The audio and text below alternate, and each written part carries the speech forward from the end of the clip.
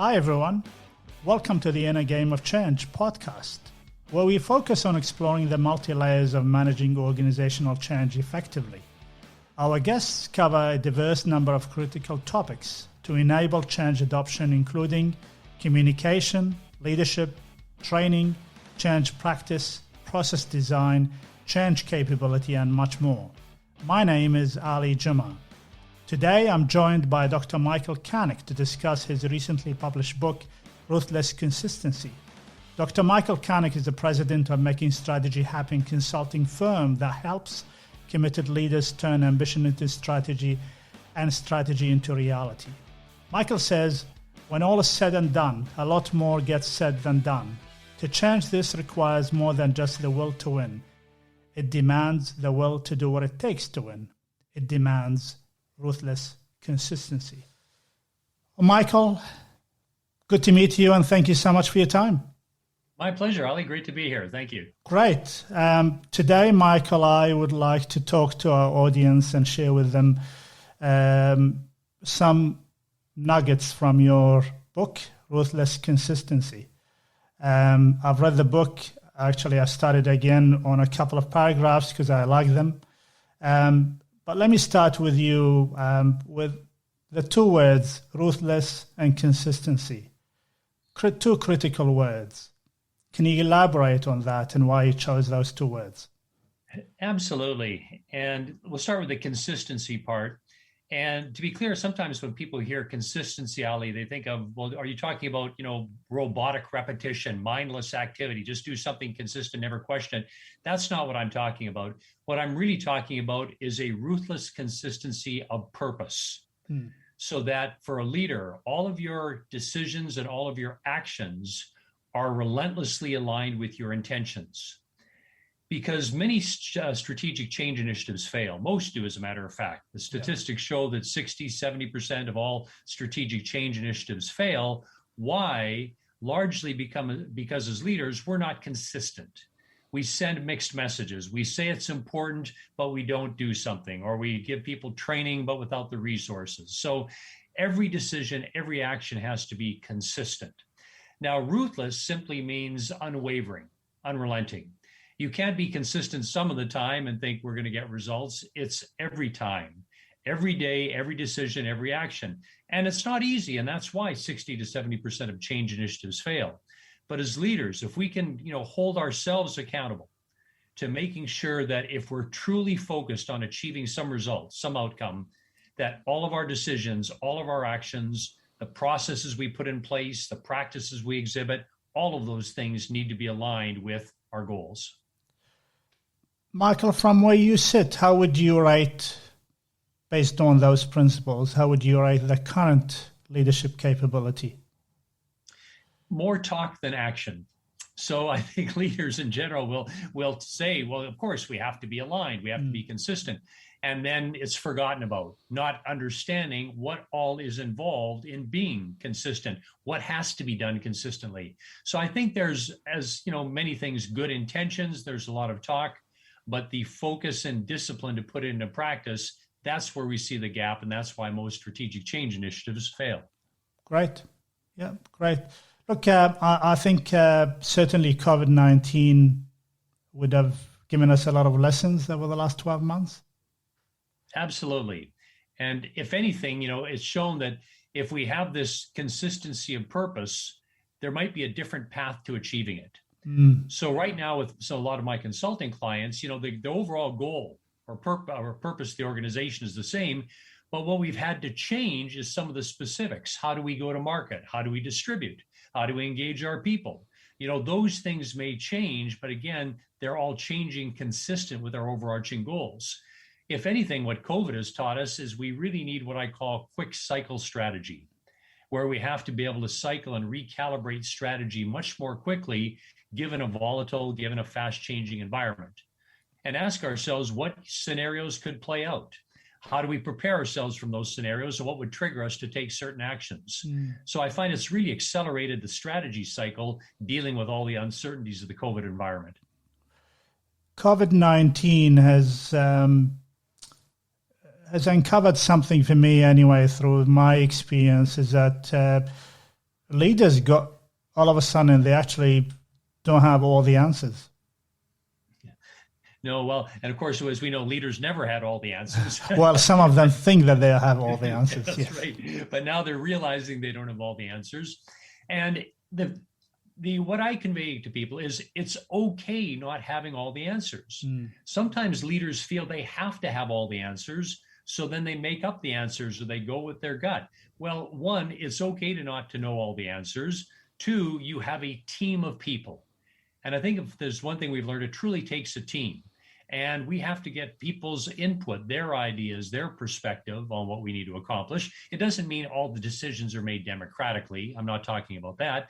But I think leaders need to realize and are realizing that we need different inputs and different perspectives to come to better decisions.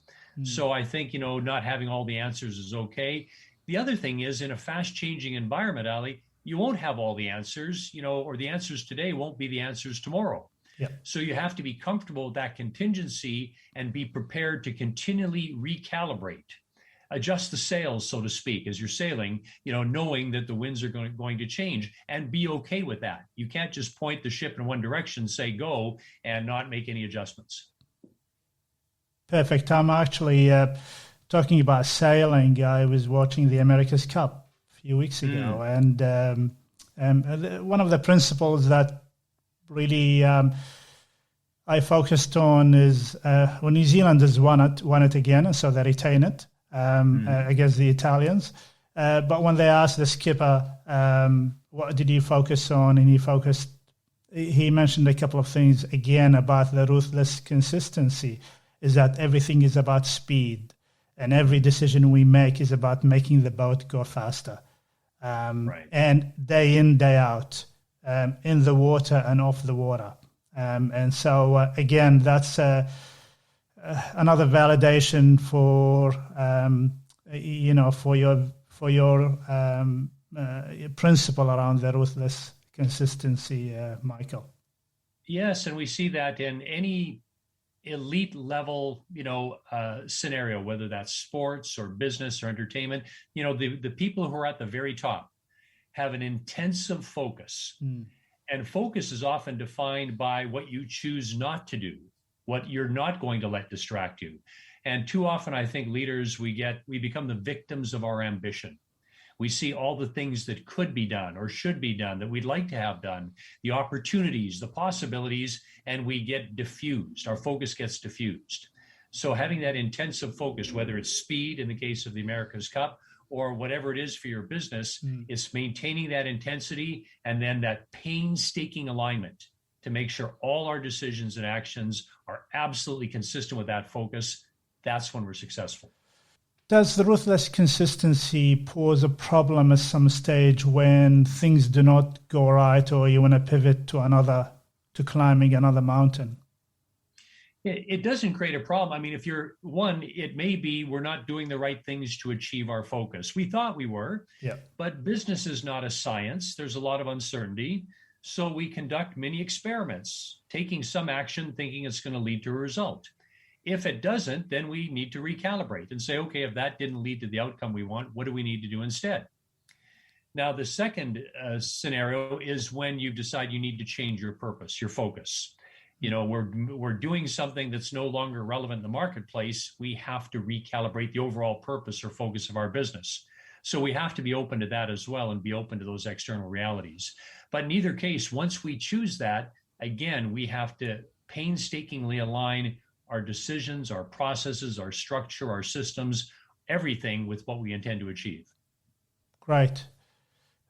You have a key statement in your book. What is more important than anything you do is everything you do. Yes. And we tend to piecemeal things. And what I mean by that is, let's say we have a big strategic change initiative. We want to implement a new ERP system for the business.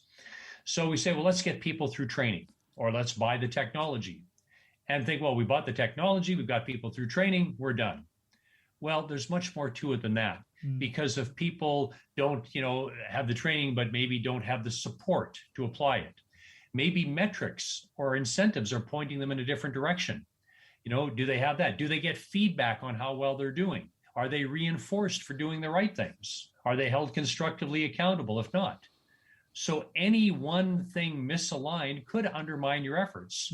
All the arrows, all the messages we send as leaders have to be consistent and consistently point people in the right direction. And that's why, again, if we don't do that, that's why so much failure results. So I took the poetic license to add another statement to your statement, which is what is more important than anything you do is everything you do and everything you don't do. Yes, exactly. Again, choosing what not to do, the things that are either irrelevant or could send a mixed message and confuse people about your intention. Yes. Because that's what we often do. We confuse employees. We say one thing is important, but then they see us pointing towards something else. You trumpet excellence, but you tolerate poor performance. Or you give people training, but not the authority to implement the training. Or lots of authority, but no resources. So again, it's the mixed messages. Great. Talk to me about over-communication. Which is, I think we already talked about, this is only through exaggerated effort you get a normal outcome. That's right. Leaders by nature, in fairness, tend to under-communicate because they're familiar with the change. They've thought through the pros and cons. Yeah. They've thought through all the alternatives. They've planned it out. So they're very familiar with it. So it's natural to think, well, we can just give people a summary and they'll go along with it. In fact, when you're communicating to your people, the first thing they're thinking is why? Why is this important? Why do we have to change? Things seem to be going well. Why this? Why now? Why me? Why here? Why? So we have to over communicate to people, not just what we're doing, not just how we intend to do it, but why. And we have to continually reinforce that because otherwise people get distracted and they forget. So as leaders, we have to remind them, and it might seem like we're doing it excessively, but if that's how it feels, then we're probably communicating the right amount. Yeah, look, I think with the why, I always think, and I used this recently with one of the sponsors, it's going to have to be an honest why. It's not a masked why. And an honest why will actually get you a long way. And it might be painful at the beginning, but will save you a lot of time and sweat later on when you start implementing it and people realize that the first why was not really the real why. Yes, the importance of candor. Yeah. And candor builds credibility. And as leaders, if we lose our credibility, Ali, then we lose our ability to effectively lead people. So to be credible, people can often tell if you're trying to mask something or you're trying to put a smile on it. You want to be real. And at the same time, you don't want to communicate the sky is falling and we're doomed. There has to be a light at the end of the tunnel. Yeah. But we need to be open and communicating. Here's what our competitors are doing. If we don't change, we could be in big trouble. Here's what our customers are telling us. If we don't change, we could be in big trouble. Yeah. So here's what we've decided to do. Here's the light at the end of the tunnel. Here's how we're going to roll it out. Here's how it's going to impact you. Here's how we're going to support you. So that's the kind of over communication, candid over communication, but making sure we give people a light at the end of the tunnel and a roadmap. Yeah. I was also reading John Cotter's, he actually just released a report just a couple of days ago, and 3 takeaways from the last 12 months. And the first one is transparency and communication. So now effective communication has become an expectation from teams, about how they expect to be communicated to and with from their leaders. And I'm happy you said with, because there's a big difference between communicating at people and communicating with people. And too often as leaders, we feel we have to just keep people informed or updated. So we push information at them. We're communicating at them. Well, far more effective is if we communicate with them, which means 2 ways, which means getting their input, getting their feedback, allowing them to process something. So a quick example, if you're, communicating to a group of, let's say, 10, 15 people, And at the end of it, you say, does anyone have any questions? What do you typically get when you ask, does anyone have any questions? Oh, it'll be probably a lot of hesitation to even raise a hand. Exactly. You get a lot of silence, a lot of hesitation. But, That's communicating at people. But then they might go outside over coffee and verbalize all the things. That's where the communications occur. They go to the break room. They go, oh, that'll never happen. Oh, that absolutely, that yes, yes. So better is to communicate with them. So here's what I suggest. You communicate to that group or 10, 15 people, but then you say, people, I'm going to give you just 1 minute. Give thought to what's your number one reaction? Or what's your number one question, given what I've just said? Or what do you like about what I've just said? Or what concerns you? Give people time to process it, then get their feedback. Yeah. And then you ask people randomly, say, Ali, what was your number one reaction? Or Jasmine, what was a question you came up with? So now I'm communicating with people by engaging them. It's got to be a two-way process. We can't just be communicating at people. We need to communicate with them. Right. Do we take time to process information when somebody is actually communicating a message? Do we take time or do we need time because the first thing that comes at us is that this change is going to be a pain for me? Or I start thinking about what's my gain and what's my pain out of this change? And I think you referred in the book to it around the incentives and the disincentives. Exactly. And this human psychology is when we hear something, the first reaction is often an ego reaction. What does this mean for me? Is this good? Is this bad? If it's uncertain, what are the possibilities? How bad could they be? So we get into this, kind of ego reaction, which is, again, natural in human psychology. So, are people preparing a response? No, they're first of all reacting. And as leaders, we need to understand that people are going to react from that egocentric viewpoint. We need to give them time to process what we've said. And then we need to enable them to verbalize, what's your number one concern with this? Or even better, I can imagine, Ali, what you're probably thinking is, this could cause some problems, or, what does this mean for my job? Well, that's a natural reaction, Ali. Let me tell you what it could mean. Let me tell you how we're going to proceed here. Yeah. So I think as leaders, we have to acknowledge that and not just assume people are going to rationally process and respond to something, a change, as soon as we talk about it. Yeah. One of the exercises that I did recently is that I ran a workshop after, the sponsor launched the change. And then the workshop was predominantly, now you've got the message, now you understand the change. Let's sit together and then let's brainstorm how that's going to impact our processes, our roles and our responsibilities. So it's actually come from them, which is far more comprehensive list of things to think about before things actually go wrong. And another strategy that I usually follow is that what I call, and it's a principle that I coined from, I can't remember the guy's name, but it's coming in a book called When by Daniel Pink. It's called conducting a pre-mortem test, which is right at the outset, can we go through a process and really anticipate what can go wrong with this? So, and then we list all the things that potentially can go wrong. And then we understand them right at the outset and include them in our project plan so we can ensure that they're actually not going to happen. Yes, I think you've said a couple of key things there. One is that you're involving them. And that way, then again, the change is being done with them, not to them. So they have a role in determining, how we do this, what the pitfalls might be. Your second point, exactly. The question I often like to ask is, people, why will this fail? We know the history, we know the culture, we know how we do things here. Let's just have a very candid discussion. Why will this fail? So much like your pre-mortem. But then what's critical is after you identify those things, then what preventative measures do we need to take? Yes. And if things start to fail, what corrective measures do we need to take? Yep. Great. What is more important than you do is what people feel. So that's about the people experience. Right, what they experience. Often leaders will fool themselves into thinking, And let's say you take the example of something simple, a mission statement or vision statement. And I'll ask a leadership team, have you created a vision statement? They'll say yes. I'll say, have you communicated it to your people? Yes, we have.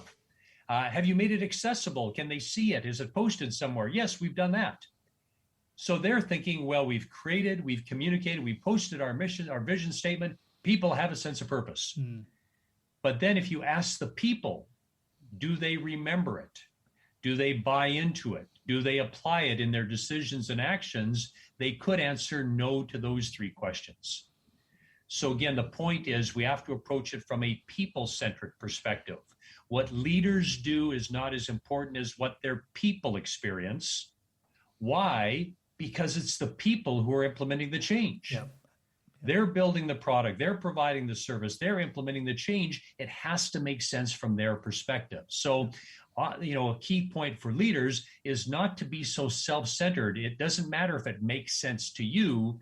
The question is, does it make sense to them? That's what you want to monitor. That's what you want to try and influence. And if it's not happening, then you better change what you're doing so that they have a clear understanding of what needs to be done and why. And Michael, one event is not going to cut it. No. And, we have this check the box mentality that, okay, we did, oh yeah, click. Yeah, we did that. We had that event. We communicated to them. Yeah. We posted it. We sent an email. Right. We sent an email. Exactly. Again, consistency, not just once, but this has to permeate everything we say, everything we do, everything we don't say and don't do. And again, that's what creates focus. That's what creates alignment. Talk to me about the principle of constructive accountability. Accountability sometimes got a connotation of performance management. It does, and it has negative associations with many. And I have seen companies spend millions of dollars on large initiatives with expensive technology and training and, executives flying around the world, all of this. But then the moment they don't hold someone accountable is the moment they send the message, this is optional. Do it if you feel like it. Don't do it if you don't. So many companies stumble simply because of managers' discomfort with holding people accountable. So I think we need to reset our thinking on this. And that is, the purpose of accountability it's not to berate people. It's not to belittle people. It's not to bully people. The purpose isn't destructive. The purpose is constructive. We hold people accountable because we want them to what? Improve, succeed, learn, succeed, grow, right? It's very positive, the motives here, the intentions. So I think we need to reframe our thinking. So I have people call it constructive accountability to get us in the mindset that this is a constructive process. And a leader as a coach needs to take responsibility for that. It's not just telling people, it's working with them as colleagues. What is it the employee needs to do? But what do you need to do as a leader to support them or provide them the necessary, resources or whatever to enable them to achieve? So there's a joint involvement, a joint responsibility in this process, but we need to think of it as constructive accountability, something we should want to do to give people the opportunity to improve. Is it a team? Is it a leader? Is the leader accountable, or is the team accountable, or is it, as you mentioned, is it a joint accountability? Well, they're different accountabilities. So, the team is, each individual is accountable for his or her performance. Yeah. But there's also an accountability to the team, depending on the kind of work. How they go may determine how the team goes. The leader is accountable for the performance of his or her team and for his or her own actions. And I think where it starts is with the leader looking in the mirror and saying, have I done what I need to do to give each team member a fair chance to succeed? Have I done what I need to do to create an environment where each team member can thrive, can achieve? That's where accountability starts, with the leader holding him or herself accountable. It is a very hard exercise to hold the mirror, Michael. It is. Because we have something called ego. And exactly. we overestimate our capabilities. Yes, but leaders, there are a lot of examples of leaders who, and this has been written about a lot as well, leaders who can overcome their, egocentric nature And, the way I summarize it is this: as a leader, it's not about you, it's through you. It's not about you, it's through you. Yeah. It's through your efforts your team can excel, they can achieve. You can't be successful as a leader unless they are successful. Your purpose is helping them be successful. You're right. And you want to do everything you need to do and question what you're doing in a constructive, positive way, not to beat yourself up. Again, this is constructive accountability, but asking very objectively, what do I need to do to more effectively help my team, achieve? Great. You talked about most of the time when we roll out changes, not everybody will be on board in the first initial stages. There's always going to be what we call laggards or detractors or people that sit in there and then they don't want to be part of the change. And we've noticed that also over the last 12 months in COVID-19 is that critical mass is good enough. Right. So I think of it as three groups of people. Those at the front end of the change who are really the active proponents. They see it, they want to be a part of it, they move forward.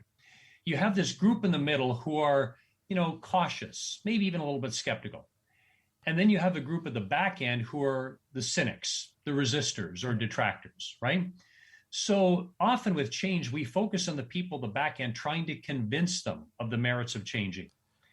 Well, I find it more constructive to focus on the people at the front end, people who are the active proponents, enable them, support them, encourage them to move forward with the change, and then we trumpet their successes. That then influences the people in the middle of the curve, that maybe cautious group, to say, oh, this is okay, it can succeed, it's safe. We start to pull them along. Then the people at the back end of the curve become isolated. And then they have a choice as being isolated. Either they get with the program or they may not fit with the organization. Yeah.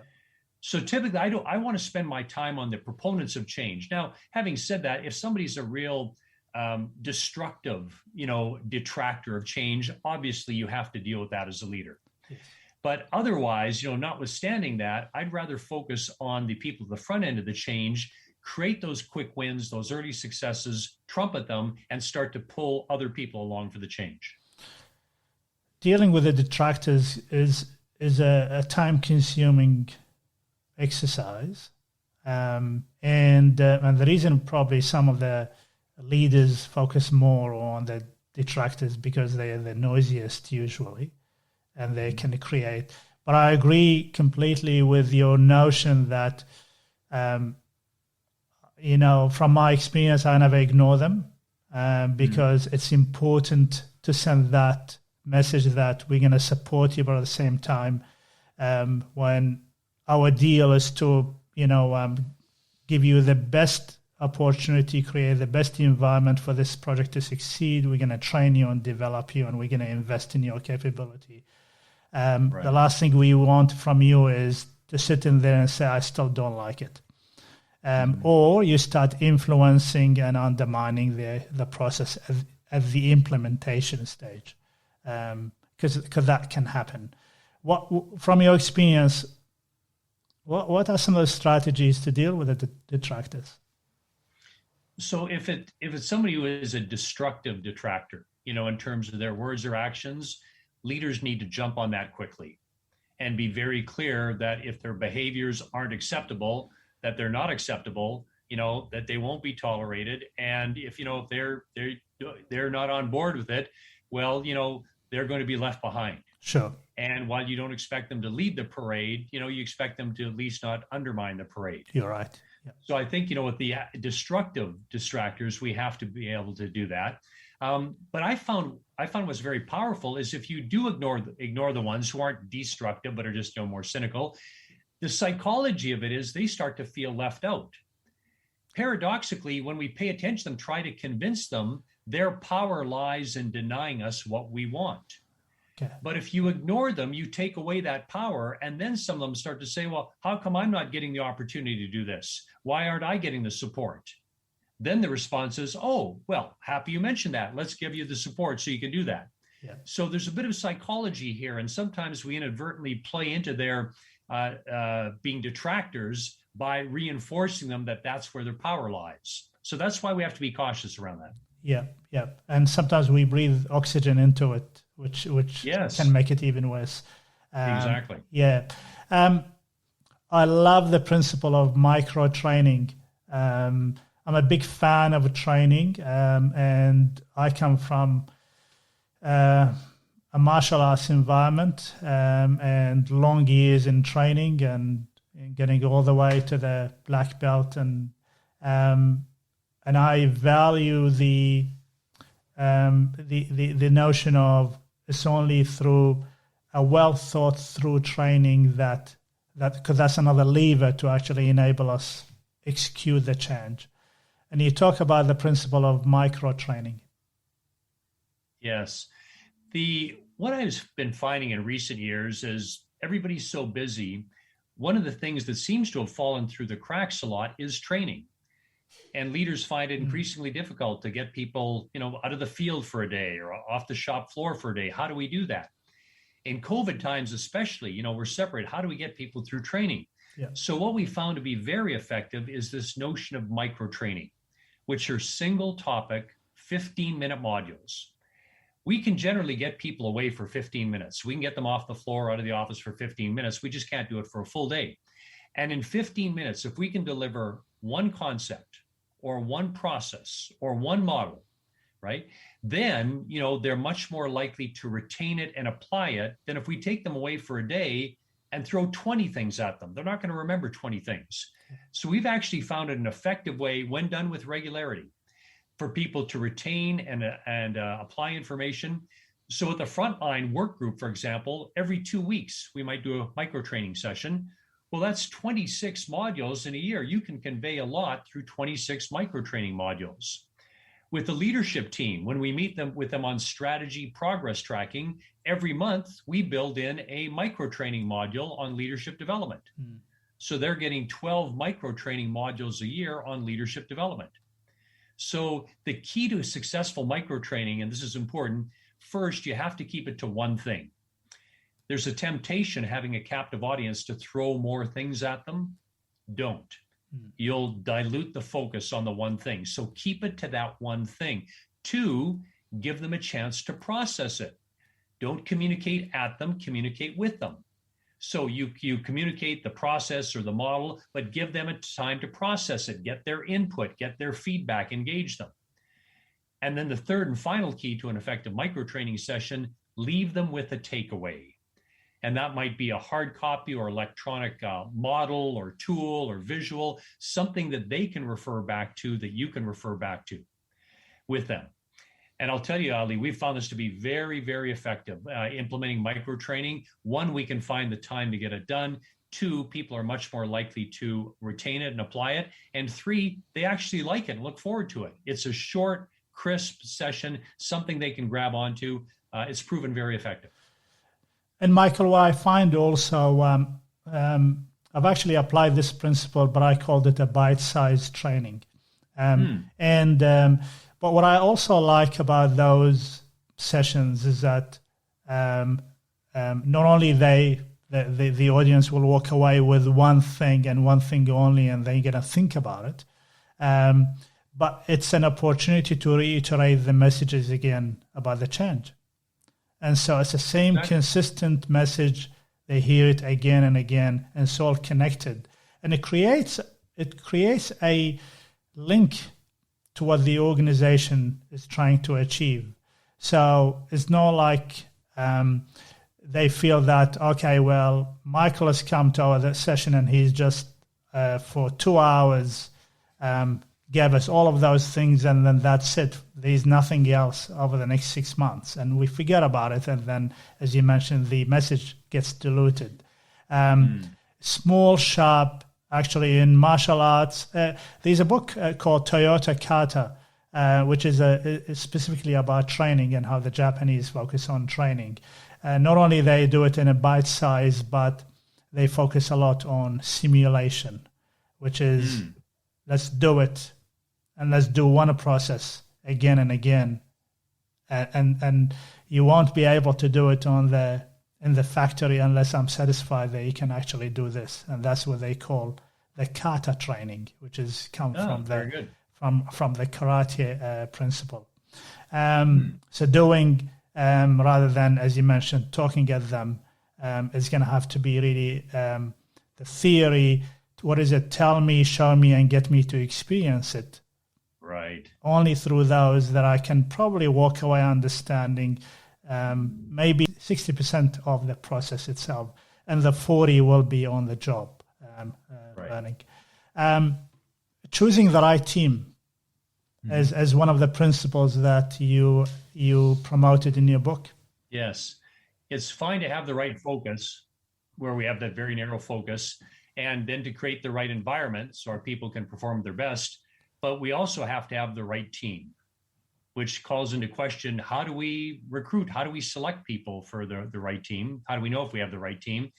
And if there's one thing I've found continually reinforced over time, that is organizations tend to select people based on skills and experience. Can they do the job? Have they done the job? Which seems to make sense. But the more important question is, will they do the job? And that is often determined not just by their skills or their experience, but by their traits.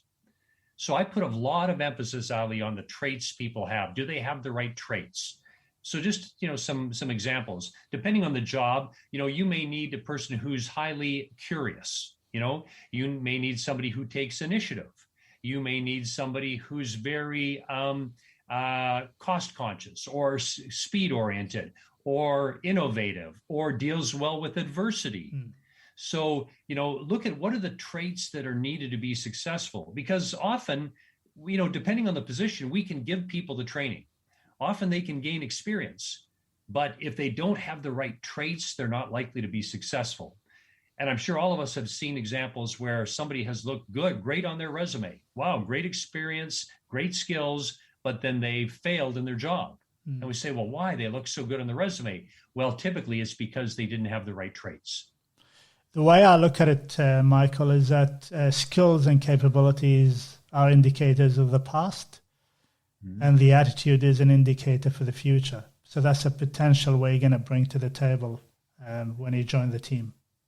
Well put. Yes. Again, skills, experience of the past, but those traits are more enduring. So if I'm the kind of person who values excellence, and my work has to reflect that, or if I want to take ownership of things, or take personal responsibility, or I like challenges, those kinds of traits are more likely to endure.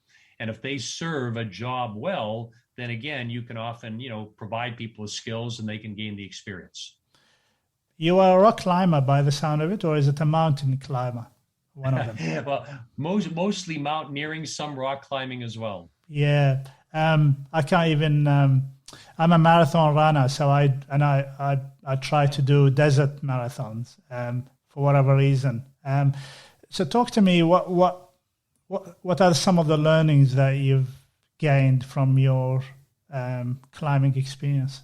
Well, it's interesting you ask, because there are a lot of applicable concepts from climbing. One is preparation. You don't just go on a mountain and say, okay, I'm going to go climb this. But again, everything has to be consistent with your efforts. So that's everything from your training to the resources you have, as in your gear and your clothing, your equipment. Do you need a guide to take you up the mountain? So you might need some support as far as that. Maybe technology to help you determine weather systems that are coming in. So again, everything has to very much be aligned with what you're trying to achieve. Yeah. The second thing that very much comes through in climbing is removing what's excess. So climbers are relentless around removing weight from their packs. Anything that's not 100% essential, they don't want to carry that weight. I've heard it even as extreme as some climbers shaving bristles off of a toothbrush to reduce weight, to show how extreme they can get. Because the idea is that any ounce, any pound, that's not necessary, when you're having to climb at altitude with that, that drains your energy. Yeah. So the analogy is, in business, often we climb with too much excess in our packs. we take on too many things that aren't necessary, aren't needed. And what they do is they weigh us down from our goal, which is climbing the summit. Mm. So I think climbing really helps you focus on only packing what's necessary. It makes sure you're really well prepared and aligned with your equipment, your gear, your training, and everything else. And then the last thing I find is a great parallel is dealing with adversity. So climbing, there are setbacks, there are physical, there are psychological setbacks. I've been in a situation where we've been pinned in our tent for 3 days because of a storm. So you have to deal with the setback of, when is this going to end? Are we going to be able to climb? Right. Sometimes it's just fatigue. Sometimes you're tired. You see the summit up ahead finally. And then as you get there, you notice it was a false summit, that the true summit is behind it and even higher up. All right. So these psychological and physical battles you have to deal with in climbing. And the reality is we have to deal with that adversity. Well, the same is true in business or in any organization. There are obstacles, there are challenges, and we need to be able to deal with those to ultimately succeed. I subscribe to the idea of preparation. My experience, I did Marathon des Sables, which is 6 days, 6 marathons in the Moroccan desert. And you carry, this is described arguably as the hardest race on foot on earth. So you do a marathon and then you sleep, you wake up the following morning and you do another marathon in the desert. And I thought I prepared for it for a year and a half before. And Michael, the moment I got there from day one, from hour number one, before even getting to first checkpoint, I realized how underprepared I was. Talking about the weight, because we carried our own food and everything else. They just give you water. Yes. I realized that, oh my God, did I need to have this big spoon? Everybody else had a teaspoon. Exactly. Did I need this big knife? Because everybody took the piece from the pencil sharpener and considered that as a knife. Yes. And then they talked about, we don't want to have weight. You need to self-assess what you need and just go with the minimum. I had a full mattress. Everybody else, their mattress only covers their shoulders. And that's what they call a mattress. And so the desert, and I'm sure the mountains have a funny way to tell you that, you so overestimated your abilities. Exactly. That's a great example. And again, every gram, it all counts. And, we don't realize or fully understand what's needed for, elite performance until we're in a situation that really demands it, like you've been in the desert or a mountain climb. And then it really recalibrates your thinking about all the things we thought were necessary, but are excessive. And I think you talked about the will to win and the will to do what it takes to win. That's it. Right. And many have the will to win and say, yes, we want to accomplish this. We're going to accomplish this. We want to feel what it feels like to win. But do we have the will to do what it takes? Which is often uncomfortable, which is often maybe what we don't like to do or aren't good at doing, but we have to do if we're going to give ourselves the opportunity to succeed. That's the will to do what it takes to win. Right. Michael, if you were to coach your next client, how would you start and what prep work would you expect them to do? I would have them look in the mirror to start. And have a very honest conversation. Have I done what I've needed to do? And I would prepare them with talking about, what the right focus, creating the right focus looks like, creating the right environment, building the right team. I would give examples of the teams, the organizations, the athletes that have done that, what it looks like, and say, this is what true commitment looks like. And in the book, I give the example of the skier Lindsey Vonn, who had what was described as a maniacal training regimen to prepare herself to be the outstanding skier she was. So if this is the marker for excellence, for commitment, how have you been? So I want leaders to really take a look in the mirror. And the third key principle I outline in the book is you're not as committed as you need to be yet. So I think we need that realization that I haven't done what I need to do, and that's okay as long as I'm willing to commit to do what I need to do. So I think we have to have that honest self-assessment calibrated against what true commitment looks like. Have we really been as committed as we need to be? Fantastic. We are coming to the close of our great conversation. I'm really enjoying it, and I started thinking about quite a few things myself, which is quite uplifting and inspiring for me. Michael, how would people reach you, and how can we get hold of a copy of your book? Well, I've got my copy. That's right. Well, my company's called makingstrategyhappen.com. Makingstrategyhappen.com. The book is available through our website or through your favorite online retailer. So they can get the book there. They can reach me at makingstrategyhappen.com or on LinkedIn as well. And happy to connect with people.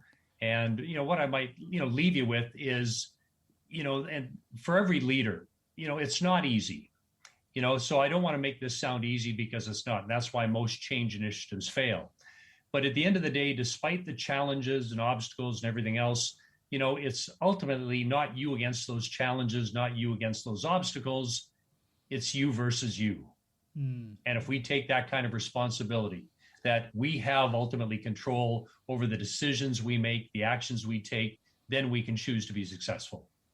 Fantastic. You versus you. I'd like to have a T-shirt with that saying on it. I love this, Michael. I'm really grateful for your time. At some stage in the future, I would love to have you back in here again, and then perhaps 12 months down the track and see how things are going with you. And hopefully by then you would have started your second book. It's been a pleasure, Michael. Thank you so much for your time. Oh, it's been a great pleasure. Thank you, Ali. Oh, thank you.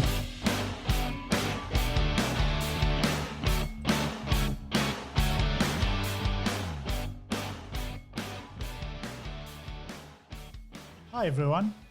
I hope you enjoyed listening to this episode with Dr. Michael Canic. To know more about this podcast, check the innergameofchange.com.au website. To receive more podcasts, simply subscribe. In our next podcast, we will meet with an innovation guru and a business improvement specialist to explore the impact of process design on change adoption. Until then, stay well and stay safe.